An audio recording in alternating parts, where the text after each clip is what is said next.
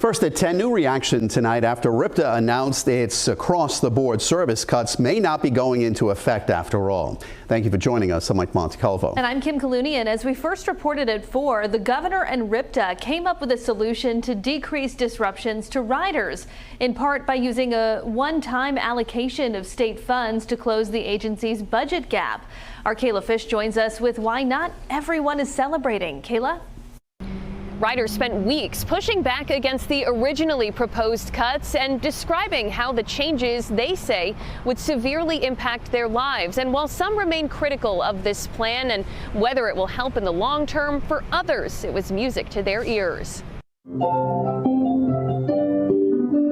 If you've flown in or out of TF Green Airport, you probably recognize Ron Trotta, also known as the PVD Piano Man. This is my life here. You know, I just love volunteering at the airport. We've got so many people here that always say hi to me, and it makes me feel good, and I hope I can make them feel good too. He gets here at times by taking the bus. That's why he joined hundreds earlier this year, speaking out against proposed RIPTA service cuts. I was upset not just for myself, because all the other people that work at the airport, everybody uses the buses to get to work. It's their livelihood.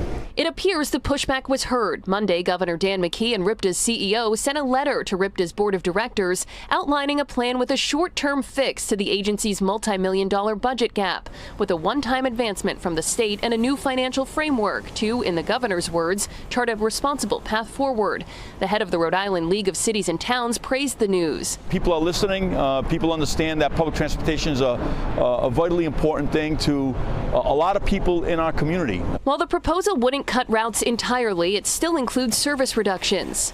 We're not celebrating. Dylan Giles with the Save RIPTA Coalition says the proposal will still negatively impact tens of thousands who rely on the bus. We're glad that it's not like the doomsday proposal that it was initially, and that, you know, they can avoid the job losses and avoid the route eliminations, but this is still going to be very bad for riders. Giles says the agency and state leaders need to find a permanent funding solution and expand service, not reduce it. Still, Ron Trotta was happy when we told him the news that routes wouldn't be outright eliminated. This is fabulous for everybody that rides the bus. Now, the governor urged RIPTA's board of directors to adopt this plan soon, and the board meets later this week.